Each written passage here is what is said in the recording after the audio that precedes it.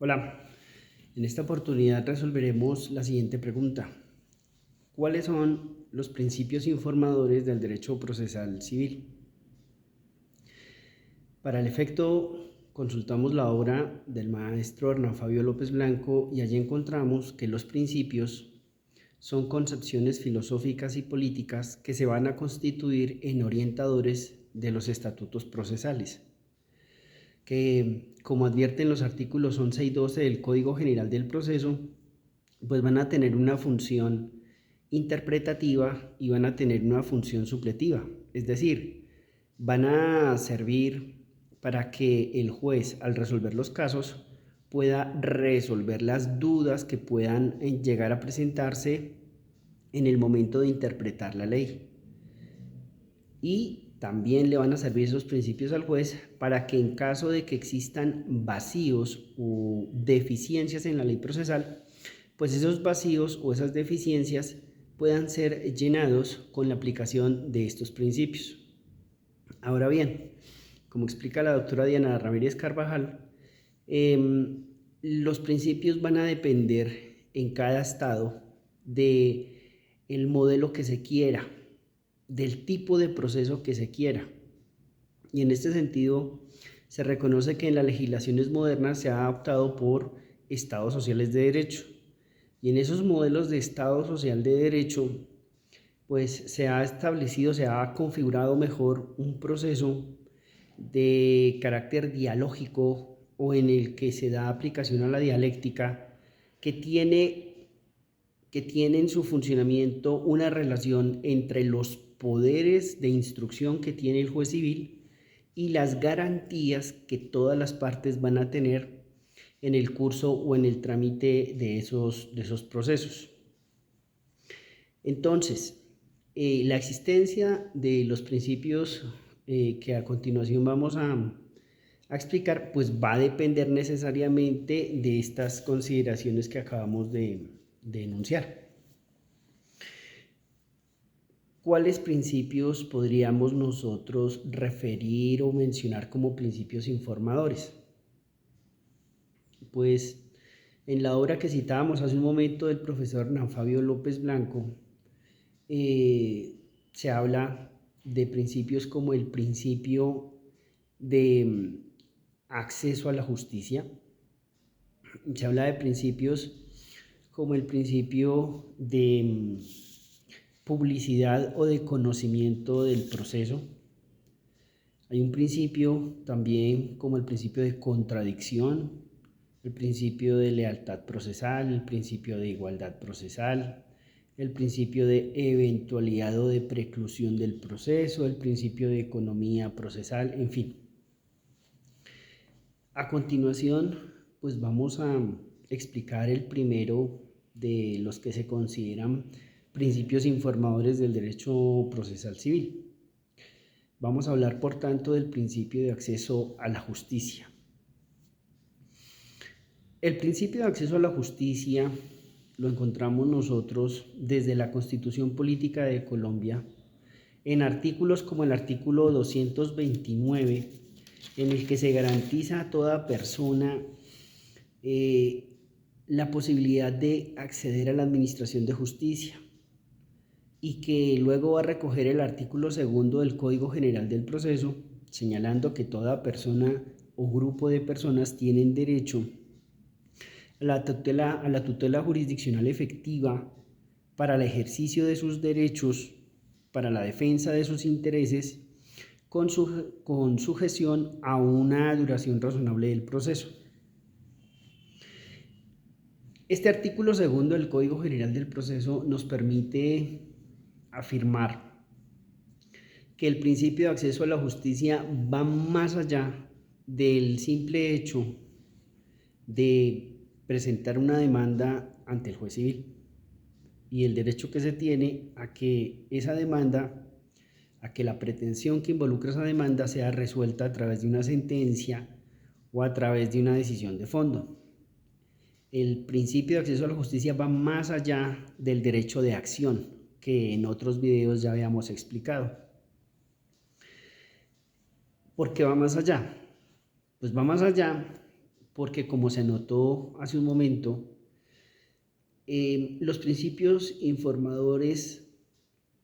van a tener siempre, o van a precisar siempre, van a reiterar siempre, que en todos los casos lo que se buscará siempre será la protección de los derechos y las garantías o la realización de la justicia material. Y para este primer principio que estamos explicando, pues el principio de acceso a la justicia va mucho más allá de presentar una demanda y de tener la posibilidad de obtener una sentencia que resuelva las pretensiones de esa demanda. Primero, ¿por qué va más allá? Primero, porque va a comprender el derecho a la duración razonable del proceso. Eso hasta antes del Código General del Proceso no lo teníamos definido de una manera tan clara como la tenemos ahora. Ese derecho a la duración razonable del proceso la encontramos nosotros en el artículo 121 del Código General del Proceso, advirtiéndole a los jueces, dentro de ellos a los jueces civiles, que van a tener un plazo perentorio, que van a tener un plazo para decidir de fondo, para dictar, para proferir la sentencia. Plazo que en algunos casos, como cuando se trata del juez de primera instancia, será de 1 año contado a partir de la notificación del auto admisorio a la parte demandada, para que luego de ese momento el juez realice todas las actuaciones que le correspondan para llegar a esa sentencia. ¿Por qué se quiso en el código, en el artículo 121 del código, establecer esa obligación para el juez, esa carga adicional para el juez de dictar la sentencia en un plazo determinado? Pues porque no se podía permitir el patrocinio de moras injustificadas. No se podía permitir que la decisión que se buscaba por las personas se tardara una vida y más. Se necesitaba una decisión pronta porque, como dicen algunos pensadores, la justicia que tarda en llegar deja de ser justicia. Y en el artículo 121 se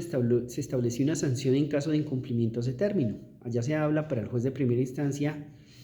de ese término de 1 año con la posibilidad de perder su competencia si no dicta o profiere la sentencia en ese lapso.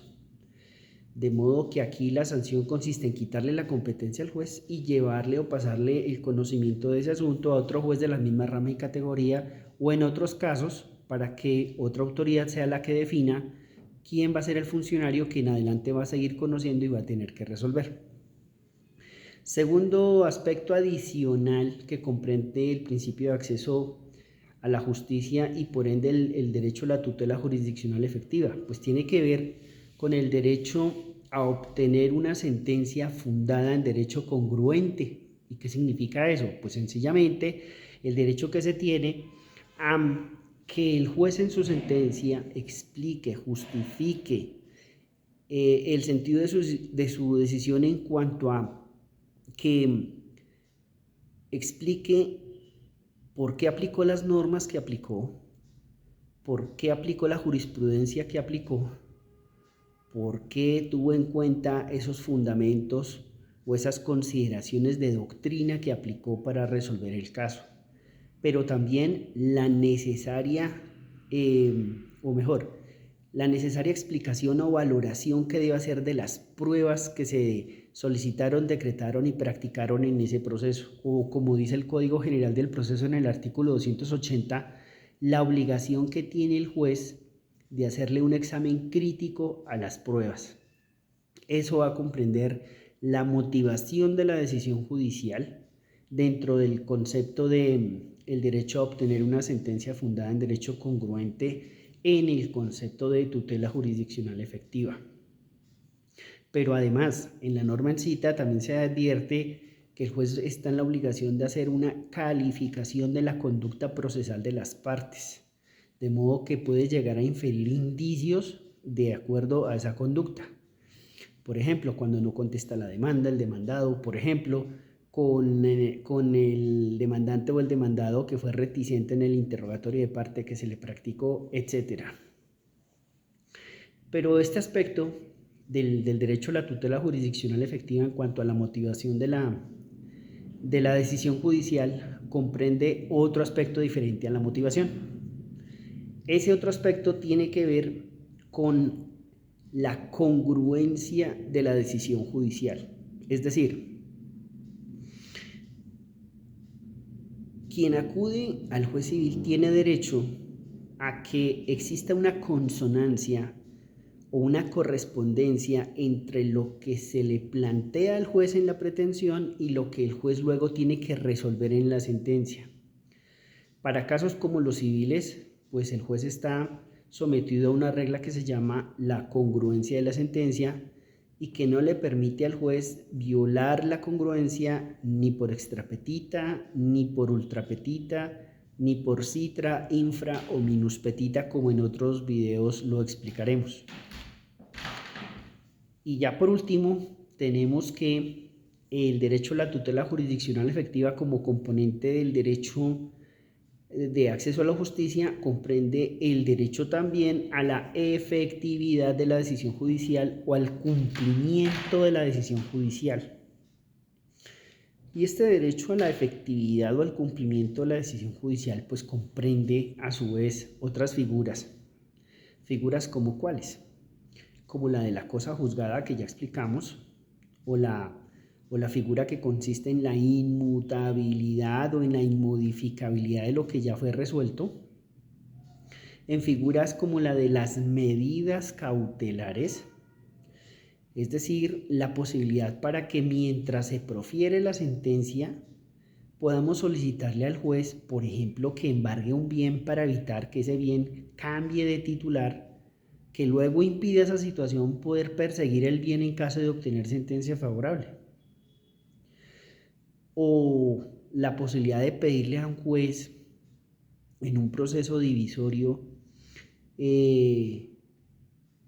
establezca la obligación de prohibición de innovar o de modificar un inmueble. Por ejemplo, si aquí lo que está siendo objeto de juicio divisorio va a ser un local, y ese local, dada su estructura, dado su diseño arquitectónico y demás, pues eso es lo que le da valor. No podemos permitir que quien tenga en ese momento la posesión del local realice modificaciones que puedan llegar a castigar el precio por el que podríamos vender ese bien al resolver el divisorio, en fin. Otro aspecto que comprende el derecho a la efectividad o al cumplimiento de la decisión judicial, pues tiene que ver con la ejecución de la decisión judicial, figura que se encuentra regulada en artículos como el 305 y el 306 del Código General del Proceso, que como su nombre lo indica, precisan que se tiene derecho a que se cumpla lo que el juez ya resolvió. Sería el caso simple de una sentencia proferida en un proceso declarativo verbal de responsabilidad civil extracontractual en la cual el juez declara civilmente responsable a un sujeto y por ende lo condena a pagar unos perjuicios patrimoniales y extrapatrimoniales por el orden de 500 millones de pesos y ya ejecutoriada la sentencia, pues el demandado que fue vencido en juicio no quiere pagar. ¿Qué hacer? Pues como esa sentencia presta mérito ejecutivo, las normas en cita permiten que podamos adelantar a continuación la ejecución de esa decisión judicial,